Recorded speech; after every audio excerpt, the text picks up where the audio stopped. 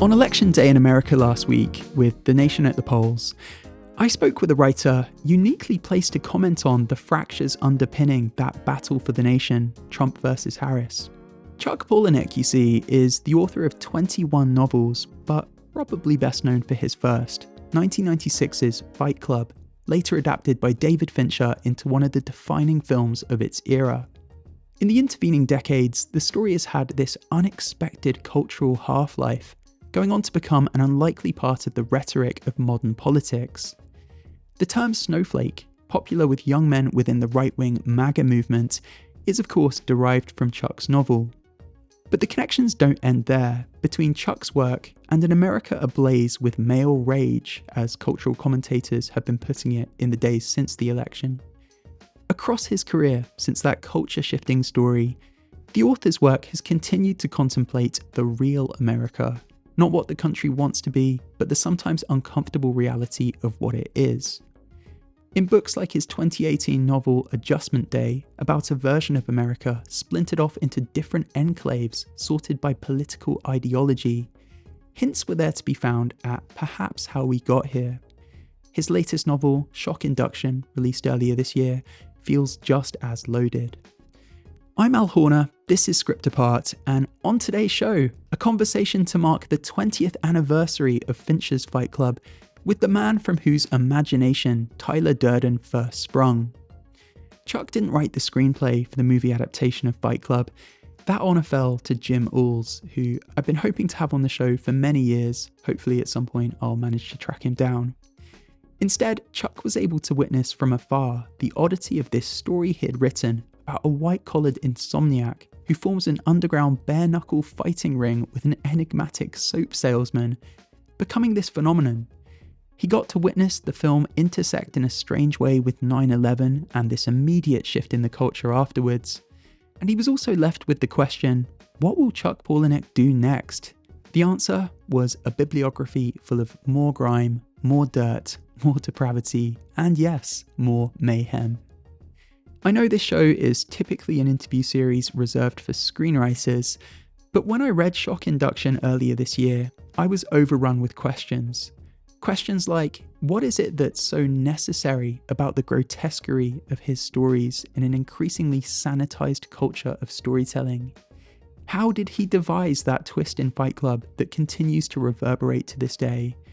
And obviously, because I'm a guy that longs to see Marla Singer and Tyler Durden doing jazz hands to rock opera songs, what is the latest on rumours of a Fight Club musical that he was once said to be devising with Fincher? This was a really fun conversation to be a part of that ended up being an amazing distraction on a quite stressful day, let's be real. Thank you to Chuck for his time and for his wonderful insights. And a big thank you as ever to our Patreon community. Now, what's our Patreon community, I hear you ask? Why, it's where you can get ad-free episodes of Script Apart, early access to episodes, the chance to ask your questions to upcoming guests, and the opportunity to join our weekly writing hour on Zoom every Friday. Head to patreon.com/scriptapart where you can sign up for the price of a single monthly cup of coffee. Alternatively, if you like the show and you want to support us in a different way, we survive pretty much on word of mouth. The first rule of Fight Club might be that we don't talk about Fight Club, but there is no such rule when it comes to Script Apart. So please do consider telling a friend and posting about us on social media, write us a review. It all really does help us continue to put interviews in your feed like this one today. Okay, with that all out the way, we can jump straight in. This is the great Chuck Palahniuk discussing the first draft secrets of Fight Club and his brilliant new novel, Shock Induction. Thanks so much everyone for listening in. This is Script Apart. I'm Al Horner. This episode was produced by Camille Demek. Enjoy the show. Chuck, welcome to the show. Thanks so much for being here. How are you today? I'm doing fine. Today's election day, and so nobody's feeling very comfortable today, but what the heck? Yeah. In addition to being a very stressful occasion, it's also a somewhat fitting time to be speaking with you, given how, you're someone whose work has often seemed to center this uniquely American dissatisfaction, Chuck. And a lot of readers, a lot of critics have made the correlation between that dissatisfaction and where we're at today as a culture. So, for example, your novel Adjustment Day grappled explicitly with some of the fractures that today's election is arguably all about. One of the factions involved in today's election very famously uses terminology from Fight Club, snowflake, and maybe we can talk about that later. But yeah, I am curious, do you have a particular read on today and how it correlates with the America that's been present in your storytelling for all these years? Oh, that's a tough one because my storytelling is always about the individual um, trying to maintain a form of power, and the individual sort of morphing from being an obedient child to a more radical form of power. And so I think in a way, America, we've never really recognized it, but we go through these periods where everyone has to become radical, and political demonstration has always traditionally been a part of that. And each generation kind of seizes power with this kind of a cultural coup. So the kind of burning and rioting that we see doesn't seem to be an aberration to me. It seems to be just part of that evolution. Uh, and yet we kind of gripe and claim that it shouldn't exist, when in fact it's pretty much always existed. Yeah, it makes sense that you wouldn't see it as an aberration because there has always been this malaise that you've kind of identified and you've threaded into your work. You've always kind of had these fringe characters who are stewing in anger and dysfunction, and they exist on the margins of society. In real life, some of these voices or real life voices similar to them have kind of moved into the center of culture. Did you always see that coming, Chuck? Even going back to your journalism days, was there a fury and a malcontent too great to contain that would always manifest in some way or another, like it is at the moment? I'm not even sure if I would say fury. I would say boredom, that there is this a kind of boredom in playing the game the right way, and a boredom in getting the result that you expect. And so I would say that it's driven more by a sense of boredom and not wanting to see one's life wasted than anything else. Yeah, well, we'll see how this evening plays out for a sense of how great that boredom is, I suppose. We're speaking a few weeks after the release of Shock Induction, Chuck, which I absolutely loved. You've been on the road supporting it, and I'm curious what the after effect is of a book tour like the one you've just done, given how you've previously described feeling like a priest in the confessional on tour, hearing secret story after secret story from readers, as you put it. I guess because your novels tend to give voice to impulses and to experiences that are rarely spoken about because they're taboo or they're uncomfortable to consider, whatever it is, it sounds like because of that, people have a habit of coming up to you at book signings and wanting to share with you their versions of the taboo experiences on the page. So yeah, when you get home from a tour, are you exhausted from that? Are you inspired by it? What's the after effect of putting on that proverbial priest vestment, if you like, and speaking to people who've had something unlocked or maybe unleashed in them by reading one of your novels? Yeah, this tour was very different in that this tour uh, was just held in bookstores. And so it was really limited to at the most 150 people at each event. And so the actual interaction with people went very quickly because there were relatively few compared to the events where I'm facing hundreds or thousands of people. And in those events, people typically had to wait in line for so long that by the time they came to the front of the line, they were filled with so much anxiety. They had so much at stake that they would just suddenly kind of explode in everything they wanted to share. And that might be fine with one person, but when you're facing 400, 800, 1,000 people that each come forward with that kind of enormous pent up energy, that is absolutely exhausting. And it's because of that pent up energy that I think that they were more likely to share their one brutal secret. Um, Yeah, because suddenly they saw their only moment to do so, and they wanted to share something really strong. This time around, it wasn't so much like that, and I kind of missed it, but I don't miss the kind of psychic torture when you hear from person after person about their most painful moment. That's a lot to walk away with. It strikes me though that the experience of hearing those stories from readers, well, it's kind of an interesting bookend to the process of writing and releasing a new book for you. In 2020, you released a book called Consider This, which was all about the craft of writing. And I remember in it, you described this process you have called crowd seeding, which, if I remember right, is a habit you have of kind of being in conversation with friends and seeding into conversation a story or a topic that you're maybe interested in writing about. And through that process, you kind of let the people around you react to the topic. You let them compete to tell the most extreme version of the story that's just been told. Like, people are trying to one up themselves around that topic, and they're delving into their own lives, and they're delving into the secret parts of themselves. That is how your novels often begin life, as you put it in Consider This. And yeah, it just strikes me that there's a neat poetry to the fact that that's how you begin writing a book, hearing stories from other people, and that's how it ends. There's a symmetry there. There is a symmetry in that uh, I'm gathering these stories like a journalist because my background was in journalism, and I'm selecting the most evocative ones, the strongest ones, and I'm using those as kind of a bait to elicit even stronger versions of those same phenomenon that are shared by people's lives. And so often these are things that people have never shared with anyone else. So if you make yourself vulnerable by sharing your version of finding pornography, for instance, or being going through a hazing ritual at work, then you give people permission to share greater and greater examples from their own lives. And that would always happen on tour. But this year, that wasn't the case just because there was so little interaction with people. But you're right, there is a symmetry. There is a kind of, gathering of material, compiling, organizing, giving it back, and then getting it again.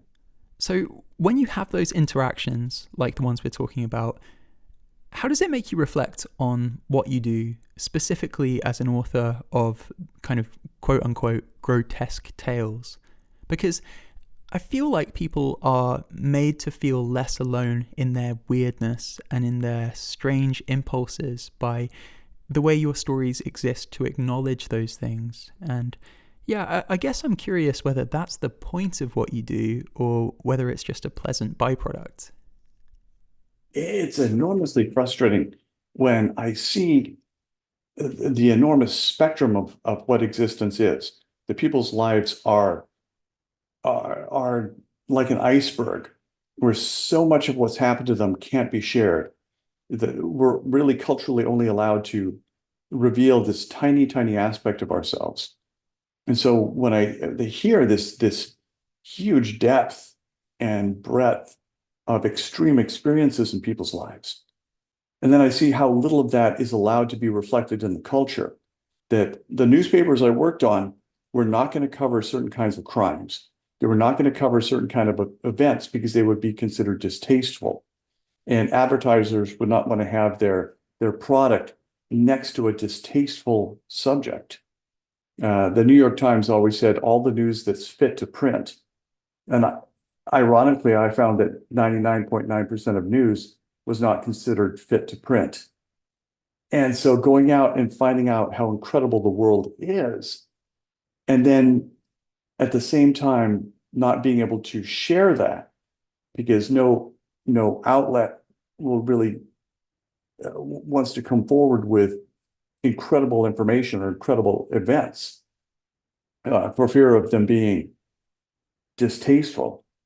That leaves me just enormously frustrated that people don't want to know so much, that people really live their lives denying so much of what humanity is, what existence really is. That sounds so abstract. I wish I did a better job. Sorry. No, no, that makes total sense. That unwillingness to show life as it really is, the kind of bile, the dirt beneath the fingernails, all that stuff. Has that wavered in the time that you've been working? Because it's almost 30 years since the novel Fight Club. It's 20 years since the movie, both of which we're going to discuss. Has it got better? Has it got worse? Do you think we're living in a more sanitized culture now versus when you set out to write Fight Club? But I think there's a couple different factors at least. And one factor was that in 1996, when Fight Club came out as a book, and then 99 when it came out as a movie, we were just on the cusp of 9/11. And when 9/11 happened, suddenly everything that could have been celebrated as transgressive or as just kind of robust storytelling was suddenly seen as terrorism. And so no acts like that, regardless of whether they were consensual or not, anything that depicted any kind of violence or even anything that was heavily sexualized was suddenly off the map. Publishers didn't want to see it. They claimed that readers didn't want to buy it. And at the same time, book buyers were really skewing towards a more female audience.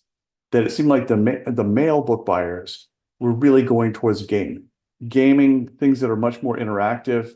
And by interactive, I'm going to throw in pornography as well. That male book buyers were just suddenly off the map.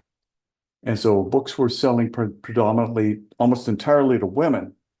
And the culture did not want to present anything that could be construed as terrorism. And so suddenly I'm not surprised that horror has become a big genre and romance. Horror and romance seem to have eaten up the market. And so I'm just kind of glad that I got in the last 5 years before things fell apart. Well, not only did you get in, but you established yourself as a voice kind of unto yourself, whose work has a couple of really identifiable signatures traceable from Fight Club all the way to now. And it's pretty remarkable how, despite the Instagramification of society, if you like, making everything a little cleaner, a little more curated and filter on, the kind of battery acid aesthetic of your work remains undefeated. It still stands today. When you think back to who you were at the beginning, Chuck, in what ways do you feel like the same writer who wrote Fight Club? What are the kind of carryovers that you see when you compare that book to something like Shock Induction? I still really love minimalism, the style of minimalism that was kind of created between Raymond Carver and Gordon Lish, and is still practiced by my favorite writers. But I realize that I really can't make a career out of minimalism. So, especially in Shock Induction, it was kind of an exercise in alternating minimalism with a style that's much more modernist, much more conventional. So it's kind of slapping minimalist passages and then modernist passages side by side so that people could see the juxtaposition, to see just how one style works and the other style works. And so in a way, it's my compromise. I can't be a pure minimalist and make a living. So I will be a minimalist modernist and try to make a living. The minimalism in Shock Induction, it's kind of, well, it's really pronounced. It's perhaps the most pronounced it's ever been in your work. The entire novel practically plays out in these short, sharp bursts of prose, which I think I interpreted as being meant to replicate social media timelines and the way that kind of we all take in information today. It feels like the story is kind of scrolling past you with all the same whiplash of being on Twitter and reading a tweet about a war crime next to a piece of celebrity gossip. It has that juxtaposition, it has the same pace, it has the same jarring quality.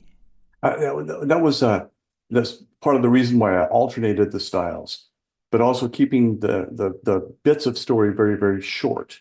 So the narrative scenes are never go on very long, so that I could mimic what started with crowd channel surfing when we first got remote controls.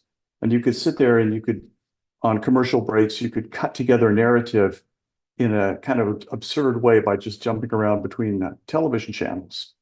And now is very much like web surfing. So this kind of mosaic or linear, collage that we do as we jump between things, and we suddenly find our attention captured by something different.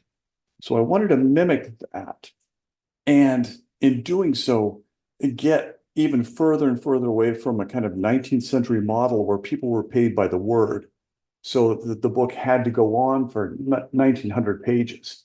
That is one of the most frustrating aspects of trying to be a writer these days, is that in the outlets where you could possibly sell your work is paid by the word. So you are incentivized to write long, flabby fiction that people would have been reading in the late 19th century. And nobody wants to read that. Nobody wants fiction that is written in the style of, I won't go there. People want things that can be, that people don't want to waste their time. They don't want to waste 800 pages for a single reveal. And modernism works towards that. If you read 800 pages, you are so invested in the reveal that once the reveal happens, if it's not everything, you feel fantastically cheated. And I think that is why so many people have quit reading long form prose, is that modernism puts everything at stake at the end. And where in minimalism, every sentence is its own kind of reward. And so you reward people with every single sentence and with the plot events as they occur. How did I get there? I don't know, but there's something you mentioned there that I'm really eager to jump in on. You mentioned the reveals in your stories there, Chuck, and there's something really interesting that you tend to do with the twists in your tales that actually runs counter to the gut punch of the Fight Club ending that we can talk about more specifically later. So, Fight Club aside, something that you tend to do in your work is you do this thing where the audience realizes the twist ahead of the character. So we as an audience find ourselves watching the character make the journey towards the epiphany that we already had pages back. And it's really interesting. You've described it before as making the character almost like the reader's child, in a sense. We're waiting for the character to learn to ride the bike, so to speak. And I find that really interesting. As I say, it's not what you're known for, because Fight Club's ending is one of the definitive holy shit moments in our pop culture. But yeah, it is something that you do a lot in your books, and I'm curious why. Can you remember when you realized that that's a great way to approach reveals, to approach twists? Oh, this is the quick answer. I'm going to say Rosemary's Baby. There are very few people who go into Rosemary's Baby not knowing what the story ultimately is. And so you feel such a sympathy, such a protectiveness over Rosemary, because everyone knows, everyone she interacts with knows, and every person in the audience knows, but Rosemary does not know. And that makes her such a vulnerable character, and you just want to root for her and you want her to win. And so I think it was Rosemary's Baby that kind of pointed that out to me. I always cite Gone with the Wind, because Scarlett O'Hara's first line is that there will not be a war. And so if you show a character that seems to be happy and seems to have all of these things going for them, and then you realize that they are really flawed and stupid in some way, so naive in some way, it's a way of really pulling the audience in. You know, I just realized listening to you talk about Rosemary's Baby that in all my prep for this conversation, I didn't come across you talking about your relationship with cinema at all, I don't think. And yeah, I've got to ask, were you a big movie fan growing up? Were there storytelling ideas that you were borrowing from film entering the mix amongst your literary influences as you started to pick up a pen, as you started to think about becoming a storyteller? My taste was very much shaped by the movies of the 1970s. Because when I was first aware of good movies, those movies always had a kind of fatalistic ending, that we would watch somebody strive to win a boxing championship or a dance contest or a baseball tournament, and they would lose. We would watch these people just strive and build their character and then ultimately lose. And we would have to see them come away with an entirely different reward than what they were striving for. That the Rocky gets Adrian. He doesn't win, but he finds love. And the Bad News Bears don't win the baseball tournament, but they bond as a team and they become, very good friends. And so this kind of romantic fatalism is very much part of what I consider a good story. And in another way, I'm always looking for distortion. I love the way that music can distort language. We can pull all these tricks in songs that we're not allowed to do in modernist prose fiction. And so when I see a movie that is very distorted, like Sunset Boulevard or The Hunger or Citizen Kane, where there's very much a style laid over the story, it's not just kind of reportage. We're seeing a very specific viewpoint shaping the story. Then I absolutely fall in love with it. Yeah, if they can accomplish plot and vision at the same time, then I'm just totally on board. I just totally love a movie like The Ring, where there's such a very specific visual style to it, that is as much is kind of the equivalent of what I think of as good minimalism. In good minimalism, every sentence is as sort of crafted as every shot is in Citizen Kane. And so you're not just watching the movie to see the monster at the end. You're watching the movie because every shot is going to be absolutely gorgeous. And every line of dialogue is going to be perfect. And there's going to be a monster at the end. And so those movies that have a real, very specific distortion to them, a look to them, are the movies that I will watch over and over, and I will be bored with every other movie. It's easy to imagine you being bored by films that don't hit that threshold of distortion, as you put it, Chuck. And I know I keep going on about it, but I am just so curious. Like, this sensibility of yours, like involving sweat, involving blood, involving other secretions. Where did it come from? And how has your relationship with it changed over the years? You spoke earlier, for example, about how the culture changed instantly after 9/11, but you didn't. And if anything, your work seemed to double down on the gross out content the more that you noted the creep of sanitization coming into pop culture. I'm curious whether you started to see it almost as a responsibility of yours to push those particular buttons. A million years ago, I was shipped to Barcelona with Jonathan Latham, David Sedaris, Heidi Ulivitz, and Michael Chabon.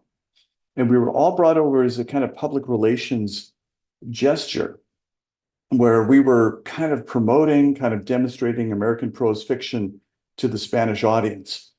And at the same time, the Ivy League literature professor, Harold Bloom, was in Barcelona.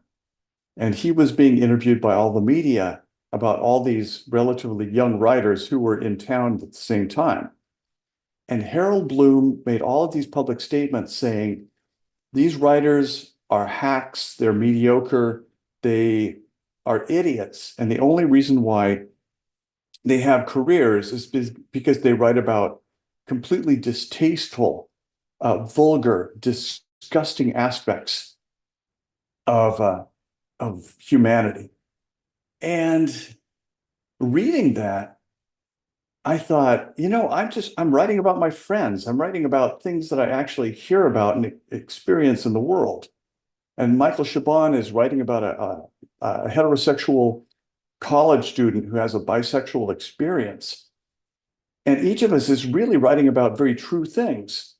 But these are things that Harold Bloom finds so distasteful that they should never, ever be depicted in prose.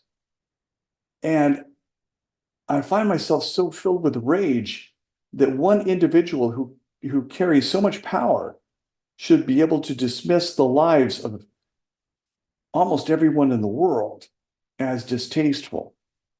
And so when I see that happen, and I see people just, it's not just marginalizing a few people, it's marginalizing almost everyone.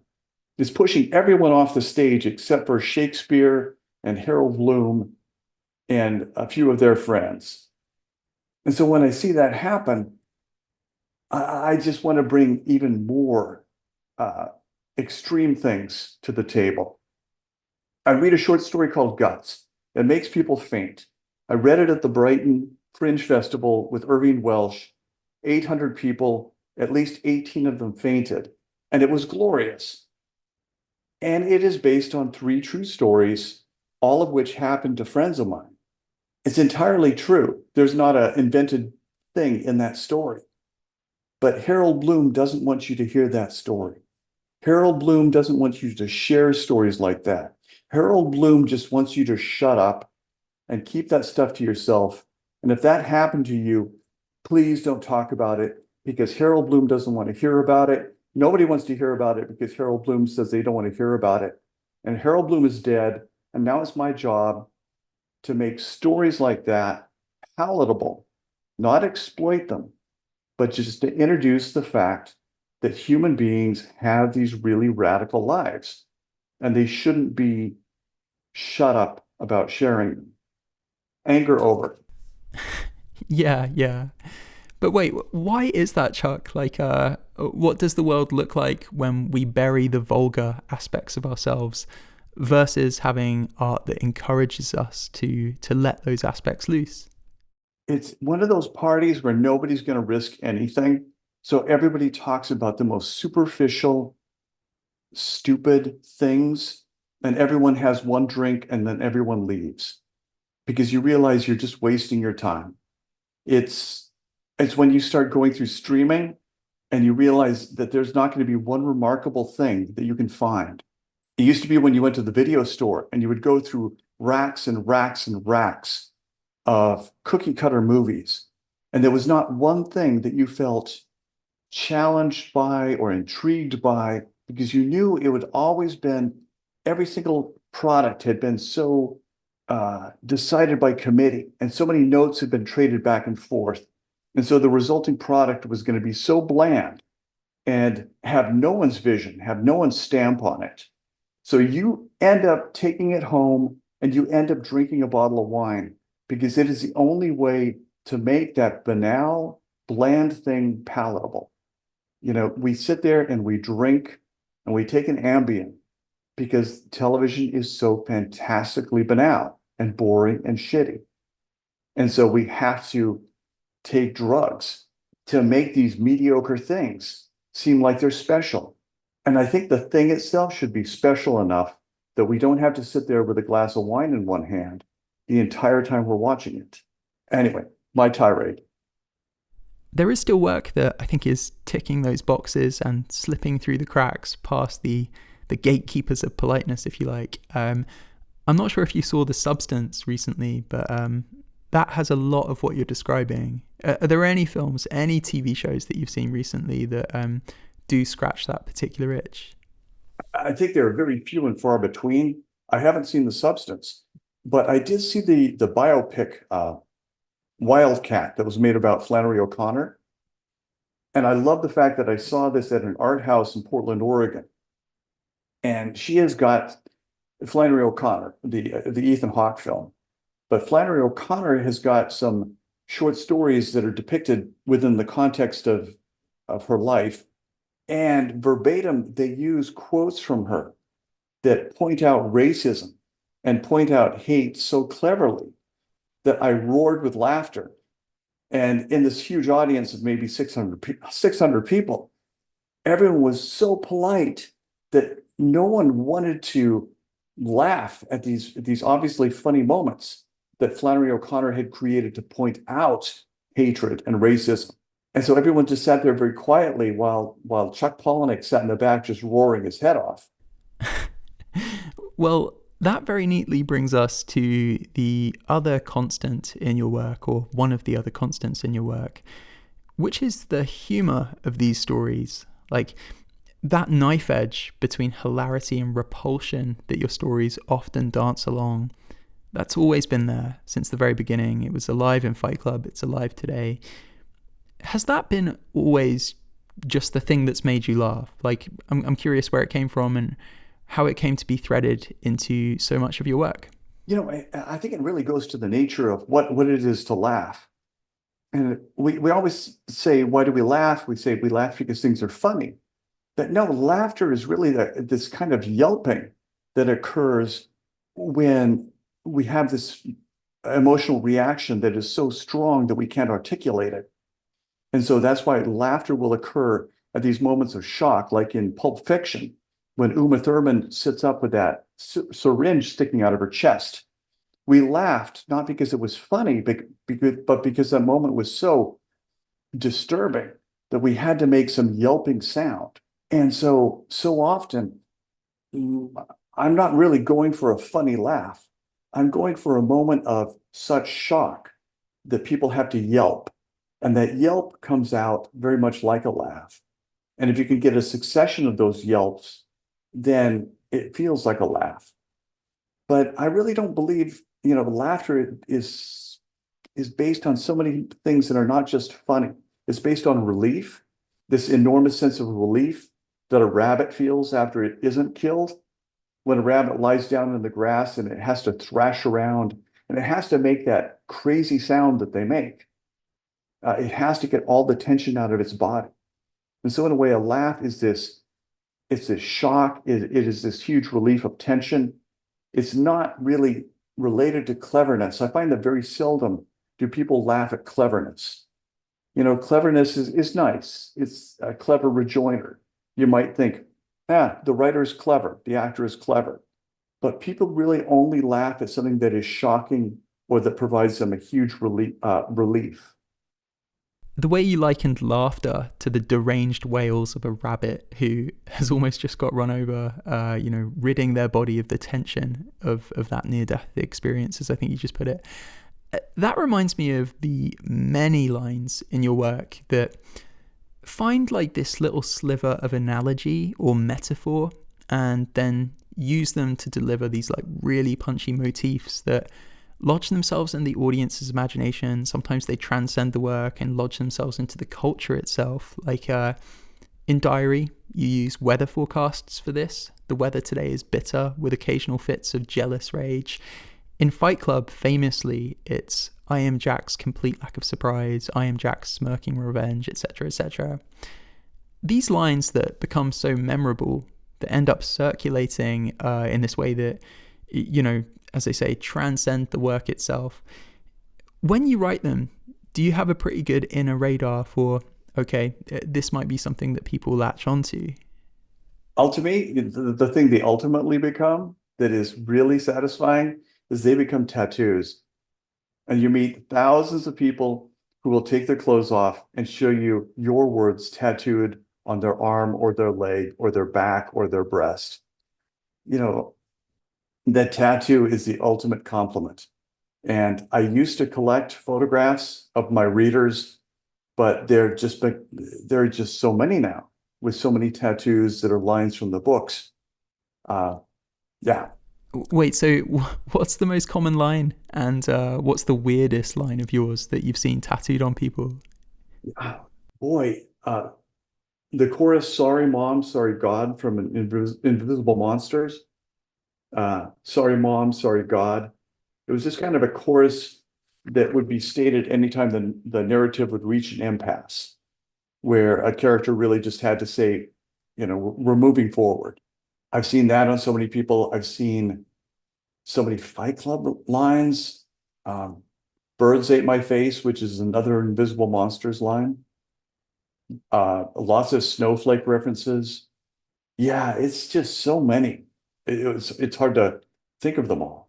The snowflake line from Fight Club, that is an interesting one, to say the least. It's an interesting one to consider today of all days. As I mentioned, it's kind of become adopted by this group of people so emphatically as part of their vocabulary in a way that I don't want to presume any of your politics, Chuck, but like it doesn't seem like you wrote it with their use in mind. Has your relationship with the word changed at all because of how the word has become this kind of political signifier, how it's become so charged, how it's become used as a weapon? Talk me through it. It hasn't really changed. I'm kind of tickled to see it still out there selling books. I wish people would kind of realize that the snowflake was shorthand for this kind of premature empowerment that I felt that people were getting, that people were being told, you don't have to do anything with your life. You're born special. Everyone's born special. So you really don't have to make an effort to learn a skill or to create anything. It's enough that you're born special. You're a unique snowflake. Let it go at that. And that seemed to kind of preclude people taking action to identify their dream and then to develop skills towards that dream. And so that was my original intention with Snowflake, that it seemed to be a kind of shorthand for dismissing our potential as children. And I see that with a lot of people, especially with nationalism, is that people think it's enough to be Scottish or it's enough to be one certain group that validates them entirely, and they fall into this kind of chauvinism about I'm a gay guy, and that I'm a gay guy becomes the entire validation of their existence. And to me, that might be a nice starting spot, but it should not be your whole life. You should still be able to identify a dream and work toward the skills of reaching whatever that dream is. You shouldn't be kind of sidetracked by this ready-made idea that I'm a snowflake, I'm a gay, I'm Scottish, I'm this, I'm that. So I'm automatically, I've already automatically achieved my life's dream. That, snowflake was shorthand for not being dismissed in that way. It is fascinating the way that it's been co-opted, because in my mind there were kind of two great Rorschach tests from the turn of the millennium in pop culture that people, I think, just saw what they wanted to see in them. So one of which was Fight Club, the other being The Matrix. And in The Matrix, what many people interpreted as a story of liberation and love and resistance against fascistic forces, other people saw these right-wing ideals. And, it was fascinating. Lily Wachowski came on Script Apart, and she told me about the wound of seeing people whose politics were antithetical to hers using vernacular from The Matrix, making words like red pill into these political terms the same way that snowflake was. What's interesting is she told me about the reaction that it caused in her work. And basically, ever since she's worked on projects that are just so overt and explicit in their politics that they could not possibly be hijacked. Like, you could not interpret them in any other way beyond the author's intended meaning. And I've said that, and I've reduced that entire beautiful speech that she gave to something really clunky. So Lily, if you're listening, apologies. But it is interesting, Chuck. Like, you seem to have resisted that temptation to go more didactic or to spell out what you mean or what you really think in your work. And I'd love to hear just about like your journey with all that stuff, whether there was ever a moment where you maybe gave into that temptation. I think if you are too didactic, if you're too pointed with what you want to achieve with the reader, or ultimately you're achieving with yourself, you're trying to charm yourself into recognizing an aspect of yourself and getting beyond it. And if you can't charm yourself into recognizing that thing that you absolutely do not want to see, you don't want to deal with it, and you specifically don't want to show it to a million people. If you can't charm yourself, you're never going to charm them. And so most of the time, and I would say all the time, if the work I'm doing is good, I don't know what I am dealing with until I get there. And in Shock Induction, there is a scene toward the very end of the book where she's dealing with a little butler, and the little butler says, "It must be awful to be you. I wouldn't be you for anything in the world." And it really is a scene about what it is to be a really driven perfectionist, high performance person. Because once I wrote that scene, I had no idea I was going to write that scene. And I burst into tears and had to stop because I had tricked myself into recognizing something about my entire life, coming from a really high pressure, high performing family. And I've talked to so many people, including George Stroumboulopoulos, who was with the CBC. He said he read that scene and he started to cry so violently, he had to put the book down. And he recognized the enormous pressure that he has lived his entire life under, his childhood, his adolescence, his adulthood. He's lived under this enormous pressure to perform and this kind of enormous high wire act where there's no net, no one to catch him. And he really had to kind of completely settle himself before he could read the book again. So going into the book, going into anything, I'm trying to trick myself into recognizing that thing I cannot consciously recognize. Because if I can, it's not worth going there. And if I can go there, trick myself into going there, there's a good chance I can trick the reader into having that same recognition and that same emotional breakdown, that epiphany. And that is the greatest joy. And you can't plan for that. You have to arrive at that almost by accident. I'll leave it at that. Have there been other moments across your career where you've had that moment of catharsis in writing, where you've made a similar realization about yourself, or you've been moved to tears by the glimpse of yourself on the page that you didn't see coming?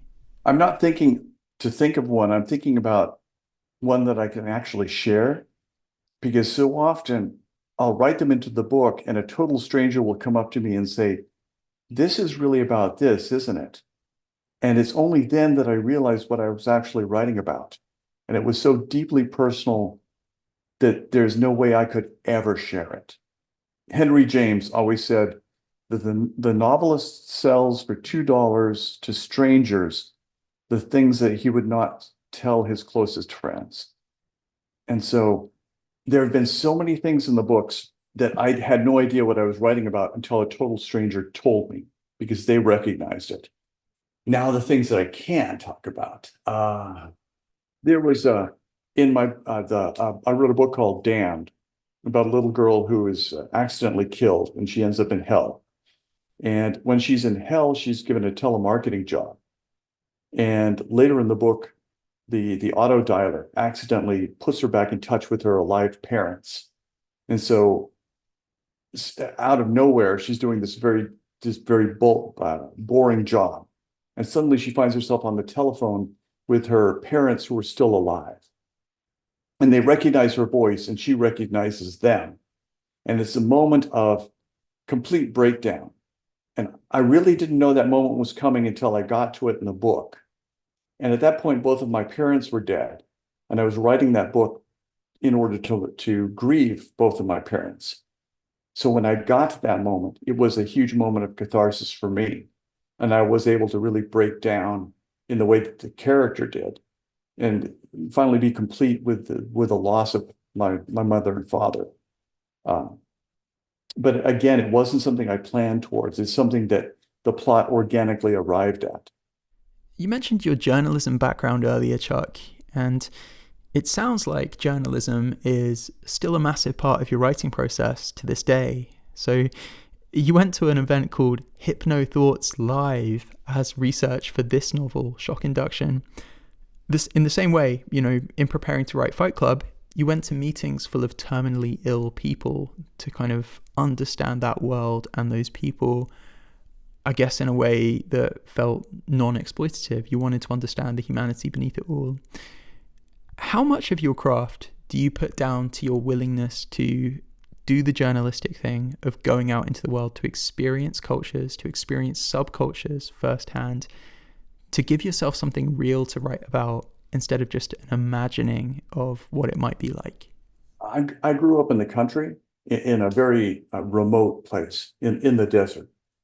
And my brother and I always talked about the kind of lives we wanted to live. We wanted to live these very interesting, rich lives. We really didn't want to have possessions. Owning things didn't really appeal to us, but we wanted to have lives that were kind of an ongoing adventure, a way of meeting the people that we felt so isolated from in our childhood.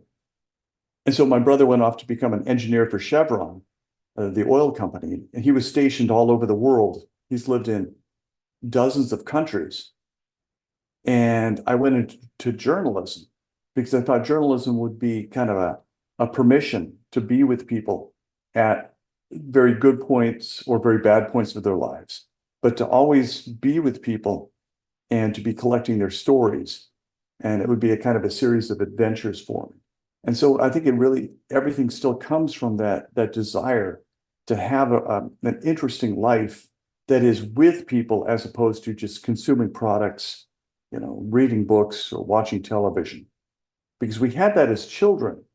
We just craved wanting to be around interesting people. To some extent, I think it comes from this enormous sense that there's always these secrets that are being kept from us. I remember growing up, we were taken to my grandparents' grave, and they had died the same day, the same year, and we were told they died of diphtheria. And then a decade later, as young adults, we were finally told that they were killed in a murder-suicide. And so there always seemed to be these secret things happening in the world that we weren't being told because we wouldn't understand them. And yet we were aware that there were these unstated currents happening around us, these motives that people acted out of that were not revealed to us. And so part of it was always trying to understand all of these secret parts of human behavior that we weren't allowed to know. It seems like your work ever since has kind of been about taking those secret parts of human behavior that you weren't allowed to know, as you put it, and making them known. Like, maybe that's what you're striving for when you write a novel like Fight Club, when you write a novel like Shock Induction.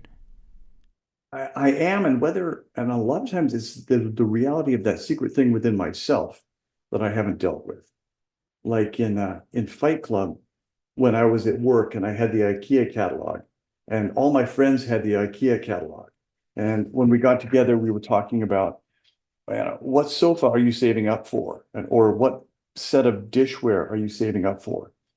And we seem to have no other access to adulthood other than buying possessions and furnishing a household. And once I realized that we were all kind of living our dreams out of the same set of elements in the IKEA catalog, I had to write something that would really disempower that for me. So I wrote that passage in Fight Club where the character becomes disempowered with this fallacy that possessions will make him an adult. And so often I write to either discover an aspect of myself, or to kind of disempower a fallacy that I'm recognizing in myself, to kind of laugh at it so that I'm not used by it anymore. Speaking of the anti-corporatism of your work, the anti-consumerism of it, Chuck, that IKEA scene in Fight Club, it was written in what feels now like quite a quaint time for consumerism, at least comparatively. How has your attitude towards the corporatization of the world changed in the midst of everything that's sprung up in the wake of Fight Club, like things like Amazon and the gig economy and all these different things? On one level, I'm kind of delighted in a kind of absurdist way. I rail against commodifying things. And yet the more I rail against commodification, the more commodification deepens. That if you'd written a novel 20 years ago about people masturbating on camera for tip money, and that millions of people would be earning their living, performing the most lewd sex acts and degrading themselves and exhibiting themselves to total strangers around the world and feigning a kind of romantic relationship with these people just for the sake of getting tip money. If you'd written that 20 years ago, people would have thought that you were a crazy person. It never would have been published. And yeah, you would have been dismissed as a kind of filthy monster for having envisioned that. But no, that's the world we've arrived at. And so no matter how kind of crude my imagination is, it is always behind the curve. The reality is always something much more visceral and degrading and gritty than what I can ever imagine. So I find myself a little disappointed with that. But yeah, who could keep up? Did you have a similar sense of bemusement about the way that Fight Club itself was commodified as someone who rails against commodification? Like, that story is a warning against the over-commodification of society, against worshipping at a consumerist altar, and yet it was turned into a video game. It turned into a million dorm room posters. It even turned into soap. You can buy the soap from Fight Club. And yeah, I'm curious like what that was like to experience, because I'm guessing the irony was not lost on you.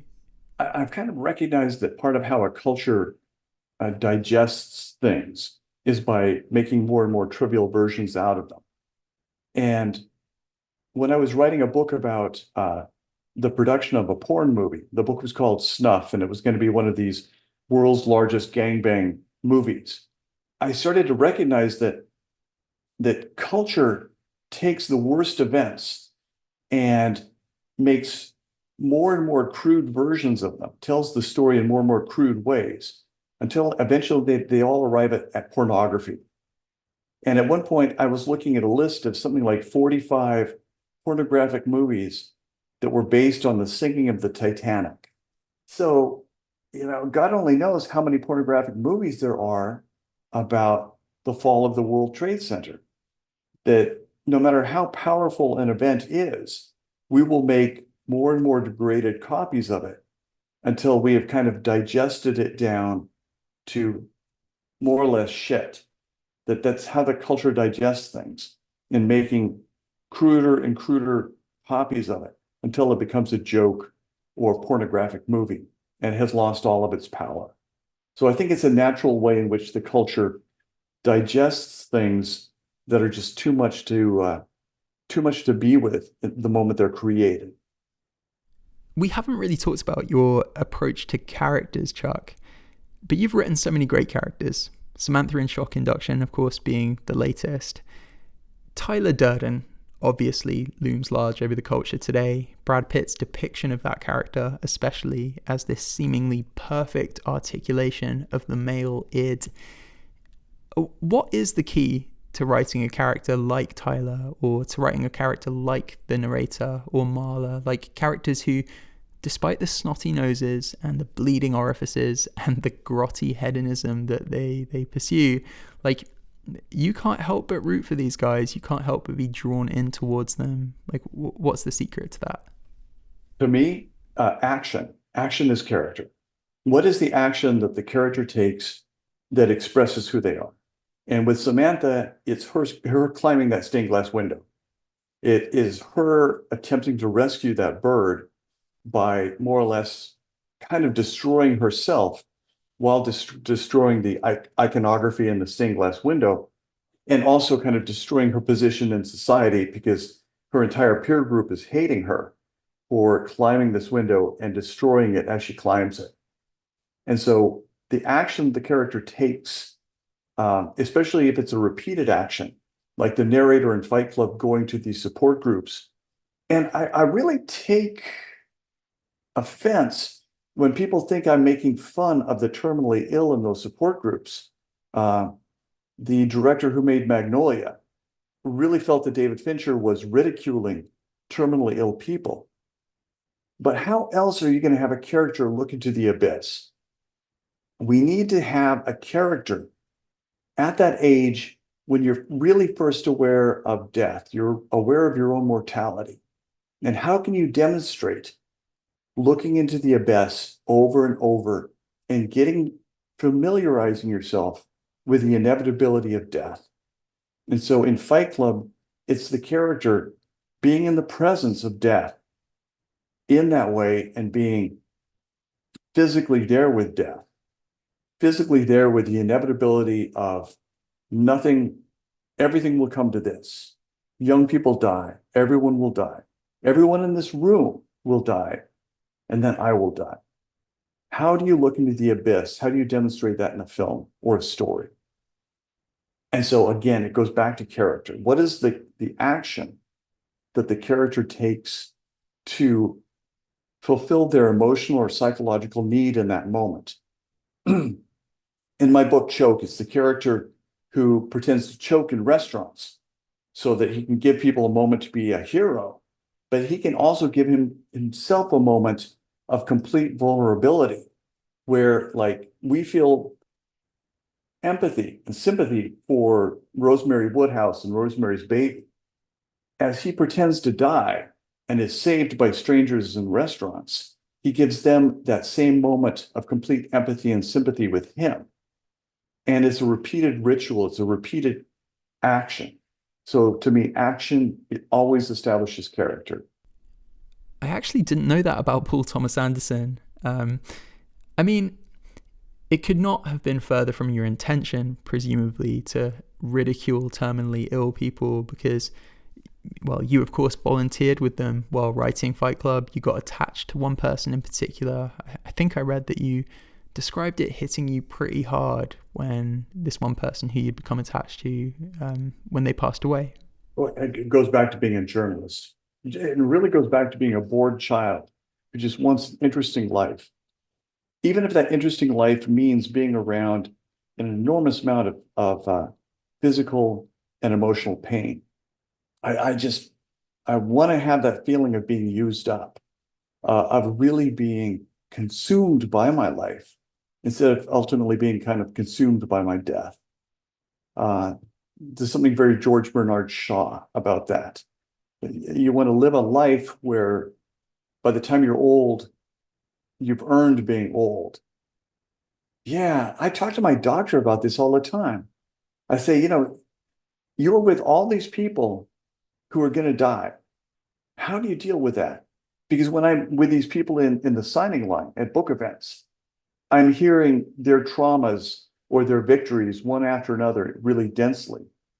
And I have to think that's very much what my doctor experiences in the consulting room, where every 15 minutes he's dealing with another person who's most likely in crisis.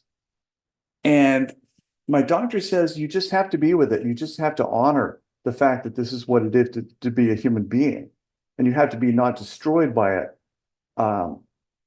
You can be moved by it, but just don't be burned out by it. Just recognize that this density of pain is something that everyone goes through. And what I do as a writer is I look for commonalities between these, ways in which people all live the same life, but they don't recognize it. And if you can point out that these events are common between people, you give them that yelping kind of laugh where they realize that they're not the only person who walked in on their parents having sex. They're not the only person who found this huge stash of pornography in the woods. And this secret that they've always kept from everyone else, they can suddenly share it. And a lot of those people will share it with Chuck Palahniuk to start with, but eventually they'll share it with more and more people. And it no longer kind of is that giant burden. So that really is the reward. It's not so much getting it so I can put it on the page. It's getting it because it's fascinating to find out that commonality between people. Yeah, that's really beautiful. I have to ask the big script part question, Chuck, which is, how different was your first draft of Fight Club to, well, the finished book and, of course, Fincher's adaptation? When I was writing Fight Club, I was in a workshop learning minimalism. And it was at a time when everyone wanted to publish collections of short stories. So I was writing these collections that were seemingly very different, but they all seemed to include the same three people, two men and a woman. And ultimately, when I got them all done, I could put them out on the table, and I saw that they formed a pattern, that they were basically plot points. And all I really needed to do was write the in-between chapters that would bridge them. So in that way, I've always done a kind of, I think Burroughs would call it a cut-up style. A lot of lyricists do it. David Bowie did it. Kurt Cobain did it, where you just write really compelling sentences. Either things you overhear, things that are strangely worded, or sentences that come to you with a kind of strange alliterance or rhythm. You just write them out and you collect a kind of a critical mass of them. And then what I do is I will key them in the computer, and then I'll start to move them around to juxtapose them so that they create a relationship to one another that I had not anticipated. And this gives the writing a kind of freshness where each thing is its own reward, going back to minimalism. It's not this A to Z kind of modernism where it has to have this fantastic linear quality where you're just reading this linear motion that will lead you to your ultimate reward. Each sentence is that reward, or each strange phrase. And then you're juxtaposing them in such a way that they arrive at a kind of epiphany that you could never have planned.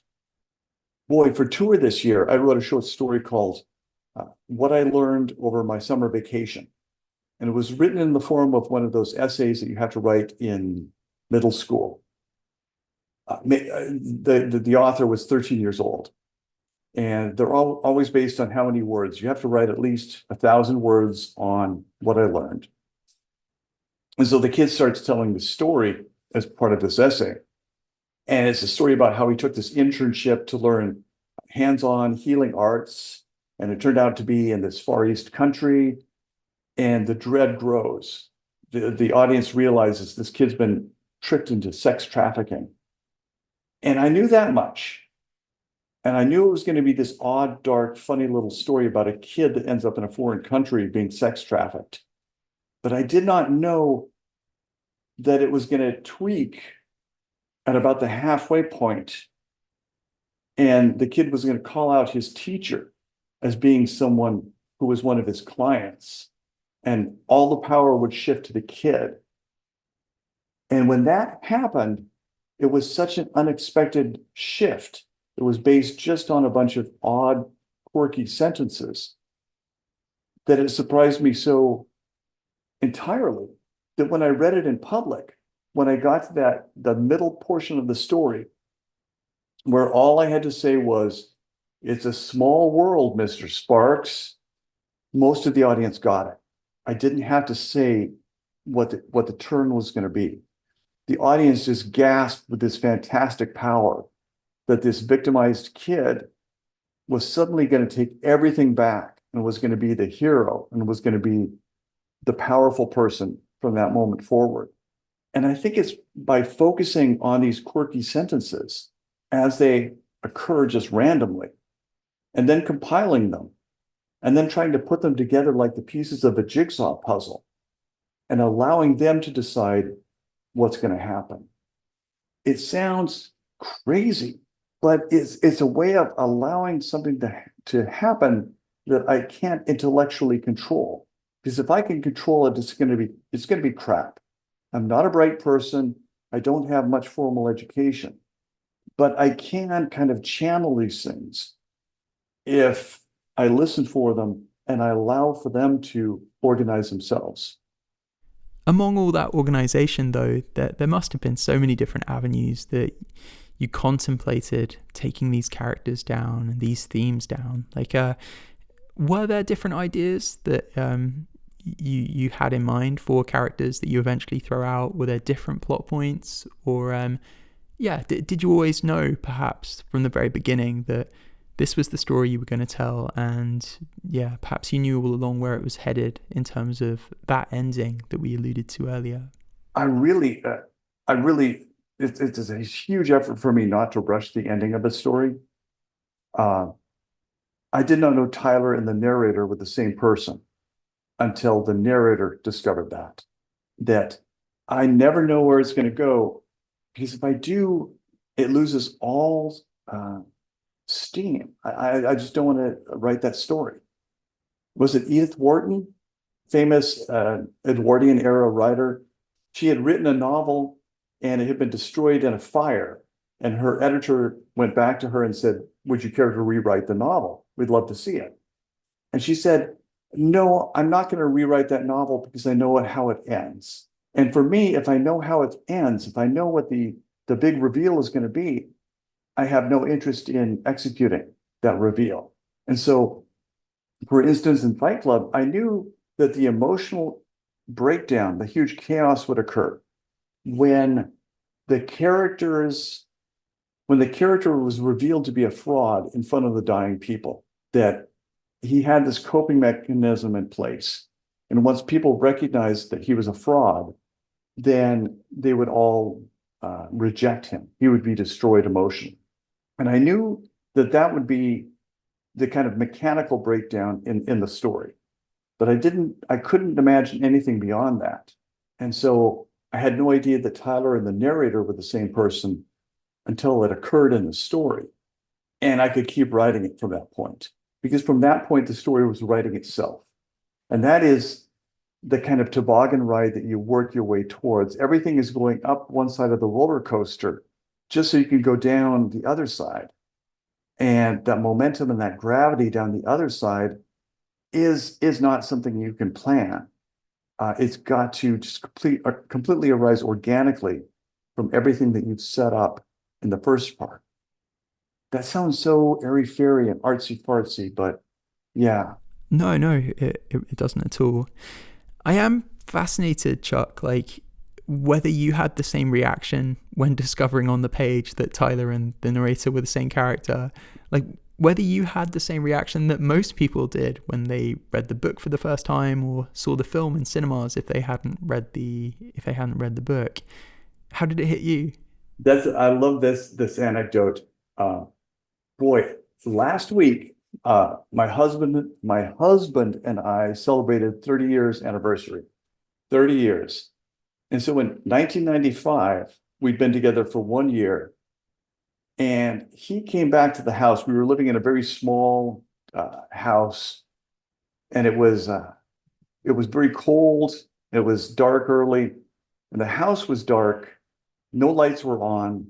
He walked in, the house was cold, and he thought something terrible had happened because there were no lights and the heat wasn't on. And he started calling out and he started searching the house. And he came upstairs and he came across me sitting in the dark. And I just looked up at him and I said, "They're the same person. I think they're the same person." And all I could say, I was just repeating that over and over. I was so kind of traumatized by this realization that I had so unconsciously worked into the story. And it had occurred to me in the dark. And I was so dazzled that for a few hours, I couldn't get up. I couldn't turn on the lights. I couldn't turn on the heat. I was just sitting there in the dark, repeating over and over, "I think they're the same person." But that's the kind of moment that you're working towards the entire time. And if you can achieve that with yourself, then you have a chance of achieving it with your reader, with your audience. It is nice to hear, like, the that feeling that you describe chasing when you write. You're still chasing it at a ferocious velocity, Chuck. Shock Induction is your 21st book in 28 years. And that number discounts all the graphic novels and non-fiction books that you've also been working on. You've described before how none of this effort has ever felt like labor, because to write is a sustained ecstasy. And it's interesting, like, for all of the cynicism and nihilism of your books, or what's regarded as cynicism or nihilism, there is such a purity of spirit and such an optimism to your relationship with writing as a craft. Do you think that'll ever change? Oh my gosh, no. And seriously, when I started with my best teacher, Tom Spanbauer, this man named Tom Spanbauer, he taught me minimalism He died about 3 weeks ago. And when I started in Tom's workshop, I wanted to be a writer, but I hated writing. I just hated sitting down and writing. And in fact, I hated reading. I hated that I had been asked to write, I'd been told to read so many books throughout my schooling. And so many of those books had made me read for 400 or 500 pages before they gave me a very tame, summed up, preachy epiphany that had totally wasted my time. That all those modernist words, that long string of coded language, had brought me to such a lackluster, boring, unremarkable place that I would kind of silently swear I will never read another book because I had to read this boring book. But then in Tom's class, when he taught us minimalism, and we saw it, he had us read short stories where every sentence was so lyrical, so incredibly remarkable, that you wanted the whole book to go on forever. You didn't care if there was an epiphany because the sentences were so gorgeous. And you could open these story collections at any point and just your eyes would fall on a paragraph or a passage that was so beautifully written that that's all you needed. That one small passage would give you more reward than 500 pages of some book that you were forced to read in college. And so once Tom introduced us to minimalism and to minimalist writers like Amy Hempel and Mark Richard, I could not imagine anything I would love to do more, either reading or writing. Yeah, they completely changed my relationship to reading and writing. And anytime I find myself bored with writing, it's because I've started to write modernism. I've started to write these sentences that all depend on something that's going to happen far, far in the future. That's why I didn't want to read anymore. So I always have to go back to what is the compelling sentence? What is a series of incredibly beautiful sentences? Yeah. That's really beautiful. Chuck, you've been so generous with your time today. Can I ask, before I let you go, what's coming up next from you?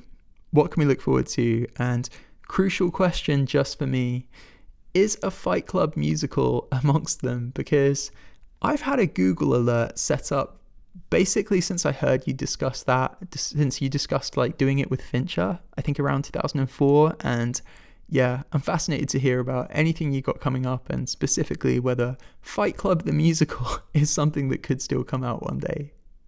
Well, the David Fincher for years was trying to put the musical together, and he consulted with Julie Taymor about how to stage it. And he was also meeting with this fantastic tycoon who owned casino hotel complexes around the world.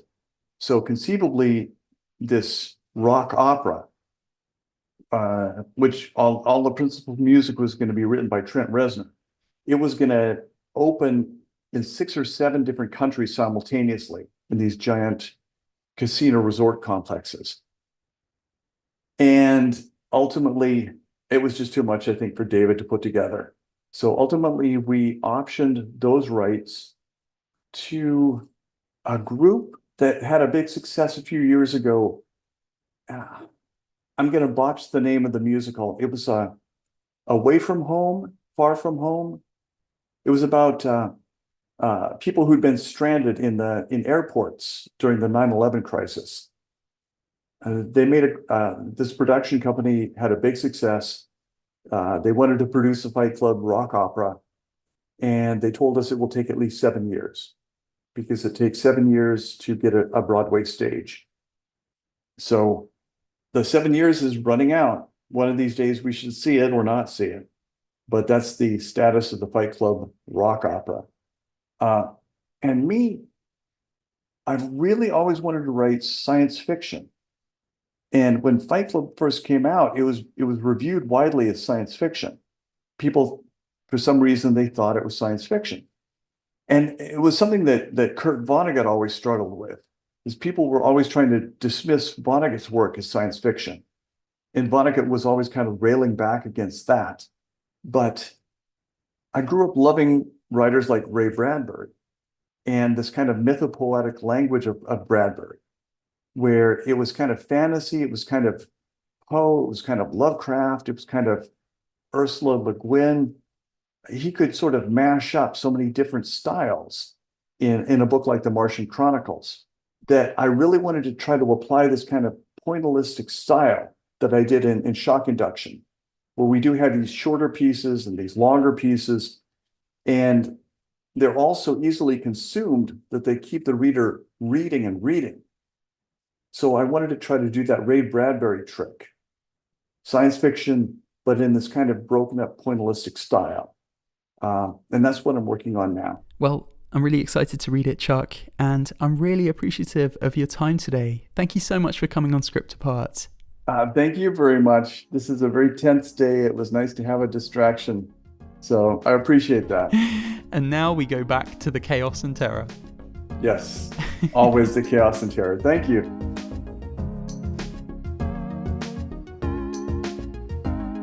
You've been listening to Script Apart.